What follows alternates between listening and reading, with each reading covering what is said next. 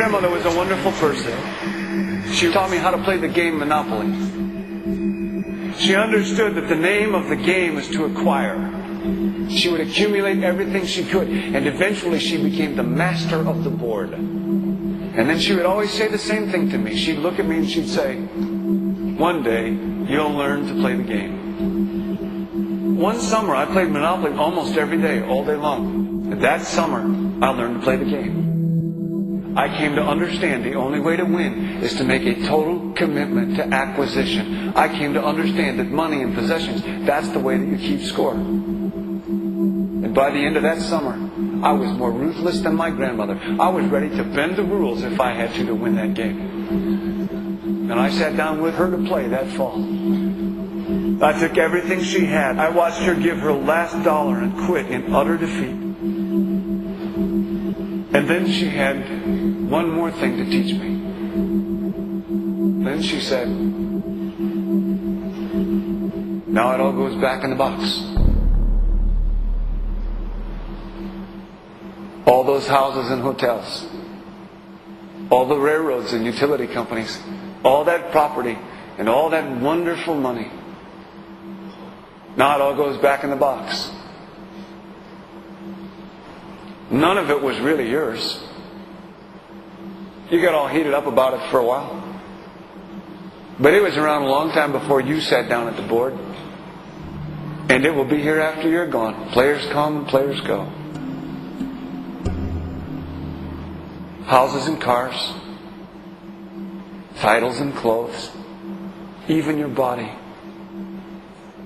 Because the fact is that everything I clutch and consume and hoard is going to go back in the box, and I'm going to lose it all. You have to ask yourself, when you finally get the ultimate promotion, when you've made the ultimate purchase, when you buy the ultimate home, when you have stored up financial security and climbed the ladder of success to the highest rung you can possibly climb it, and the thrill wears off, and it will wear off, then what? How far do you have to walk down that road before you see where it leads? Surely you understand, it'll never be enough. You seldom hear anyone speak of the progress of their country or society in terms of their physical well-being, state of happiness, trust, or social stability. Rather, the measures are presented to us through economic abstractions. We have the gross domestic product, the consumer price index, the value of the stock market, rates of inflation, and so on. But does this tell us anything of real value as to the quality of people's lives? No, all these measures have to do with the money sequence itself and nothing more. For example, the gross domestic product of a country is a measure of the value of goods and services sold. This measure is claimed to correlate to the standard of living of a country's people. In the United States, healthcare accounted for over 17% of GDP in 2009, amounting to over $2.5 trillion spent, hence creating a positive effect on this economic measure. And based on this logic, it would be even better for the U.S. economy if healthcare services increased more so, perhaps to $3 trillion or $5 trillion, since that would create more growth, more jobs, and hence boasted by economists as a rise in their country's standard of living. But wait a minute, what do healthcare services actually represent? Well, sick and dying people. That's right, the more unhealthy people there are in America, the better the economy. Now, that is not an exaggeration or a cynical perspective. In fact, if we step back far enough, you will realize that the GDP not only doesn't reflect real public or social health on any tangible level, it is, in fact, mostly a measure of industrial inefficiency and social degradation. And the more you see it rise, the worse things are becoming with respect to personal, social, and environmental integrity.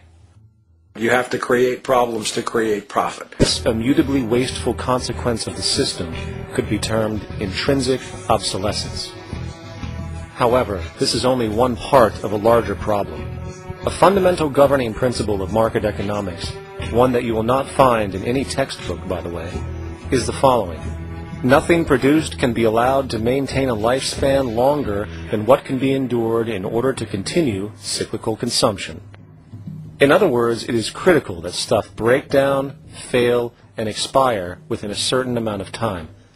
This is termed planned obsolescence. In fact, the system cannot operate any other way. One glance at the sea of landfills now spreading across the world show the obsolescence reality. There are now billions of cheaply made cell phones, computers, and other technology, each full of precious, difficult-to-mine materials such as gold, coltan, copper, now rotting in vast piles, usually due to the mere malfunction or obsolescence of small parts, which, in a conservative society, could likely be fixed or updated, and the life of the good extended. The service industry operates with an equal rationale. The fact is, there is no monetary benefit to resolving any problems which are currently being serviced. At the end of the day, the last thing the medical establishment really wants is the curing of diseases such as cancer, which would eliminate countless jobs and trillions in revenue. And since we're on the subject, crime and terrorism in this system are good. Well, at least economically, for it is employing police, generating high-valued commodities for security, not to mention the value of prisons that are privately owned for profit. And how about war? The war industry in America is a huge driver of GDP, one of the most profitable industries, producing weapons of death and destruction. The favorite game of this industry is to blow things up and then go and rebuild them for profit.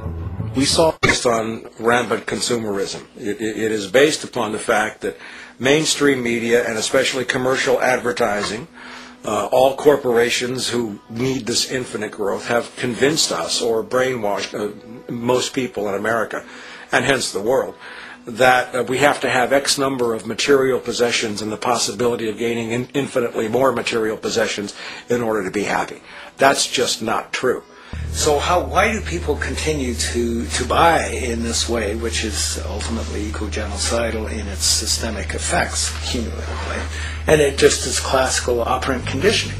You simply put inputs of conditioning into the organism, and you have outputs of desired behaviors or goals or objectives.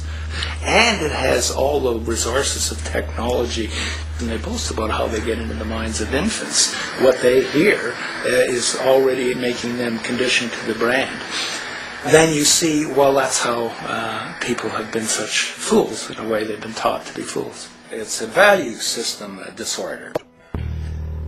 You know, if there is any testament to the plasticity of the human mind, if there is any proof to how malleable human thought is and how easily conditioned and guided people can become based on the nature of their environmental stimulus and what it reinforces, the world of commercial advertising is the proof.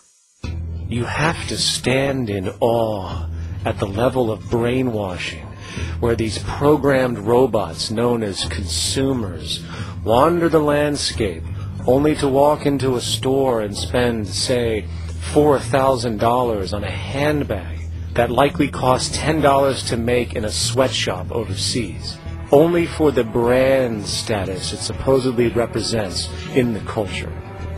Or perhaps the ancient communal traditions which increase trust and cohesiveness in society, which have now been hijacked by acquisitive, materialistic values, where now annually we exchange useless crap a few times a year. And we might wonder why so many today have a compulsion to shopping and acquisition, when it is clear that they have been conditioned from childhood to expect material goods as a sign of their status with friends and family. The fact is, the foundation of any society are the values that support its operation. And our society, as it exists, can only operate if our values support the conspicuous consumption it requires to continue the market system.